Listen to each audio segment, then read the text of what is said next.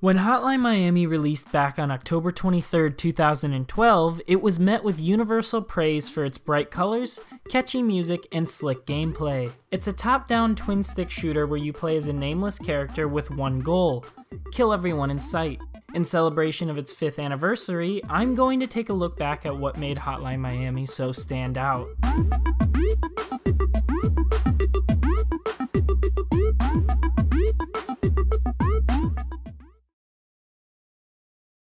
At a distance, this game looks like a mindless, over-the-top gore fest with no rhyme nor reason to it. If you wrote it off based on images and footage alone, I couldn't blame you.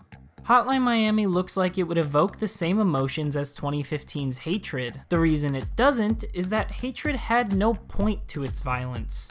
Hotline Miami does, and it's a good one. When starting this game, you're given a tutorial by a homeless man. You're then visited by people with animal masks who lead you to believe there's some story, but it makes no sense right now, so you ignore it. A phone rings, giving you your first hit.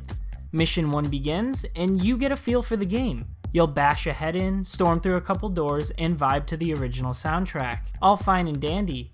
Grab a briefcase, drop it off, and then you're approached by the homeless man who taught you how to play, and you have to kill him to proceed.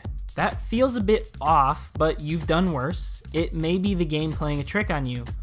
Whatever, one phone call later, you're on the next mission. Hotline Miami is fun because, more than anything, it's a puzzle to be solved. It's not a mindless running gun. The whiteheads aren't doing a bunch of random movements, though they do slightly veer off course from time to time. They're in a specific position, and it's your job to figure out how to get through them without being damaged. One hit and it's a restart. That's the point though. You're supposed to have a tough time at first, but as you die over and over, you begin to learn the level and enemy spawns, and you get into this flow where each attempt is closer to victory. Every death, every weapon, every movement falls into place, and the music starts pulling you in, and you feel the synergy through all the mechanics, and suddenly you've gotten the last kill and the stage clear, and that was fun!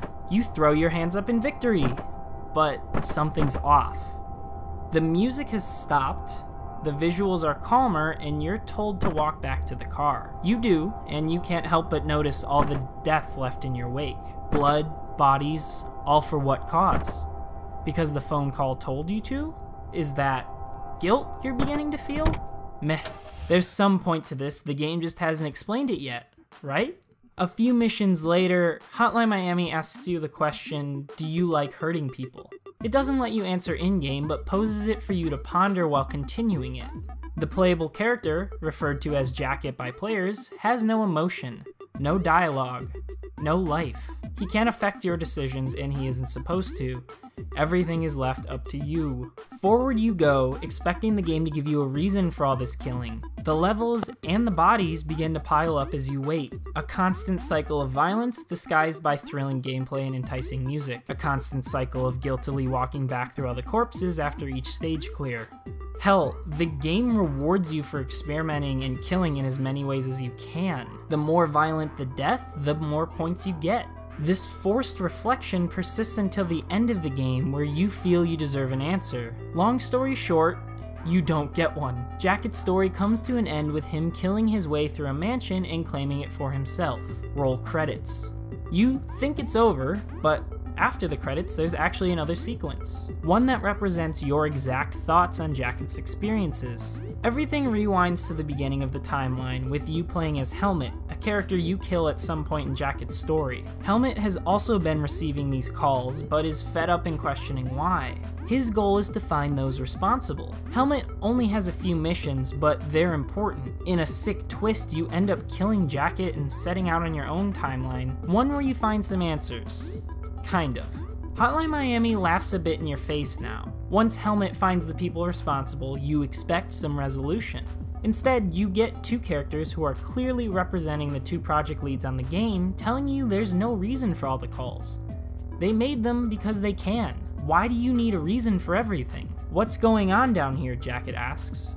We're playing a game, aren't we? He gets in response. It's a surreal conversation. Expecting a definitive answer to all this isn't the point. The point is for you to reflect on your own experience and question your motives. You think you don't like violence, but then why did you play through the hyper-violent game? Nobody forced you to. Despite posing these questions, there is some resolution for those who go through and grab all the collectibles to get the secret ending. In it, the developers reveal a politically charged reason for the killings, stating they did this with patriotic intent. It involves pre-Cold War drama between the Russians and the Americans in the early 1980s, and it's a typical game ending to please those who need to be satiated, but also proves the game's point even more. People need a reason for things. Hotline Miami questions why nothing can be done just for the sake of it, while still forcing you to question why you did it anyways. It has no problem with the violence you caused. Do you? During this explanation, the developer drops a line stating, "All you gotta do to get people to do what you want them to is to make them think there will be consequences if they don't," causing you to question your motives even more. Yes, Hotline Miami has incredible gameplay, an outstanding soundtrack, and an addictive way of tying them both together. It could have stopped there, but instead it attempts to be an introspective look at violence and why we do what we do. While it looks like it's a hyper-violent game, and it is, the point isn't to glorify violence, but rather show how terrible it is. It raises these questions and doesn't answer them, forcing you to find the solution. It succeeds in its goals entirely, and that's why it deserves its praise.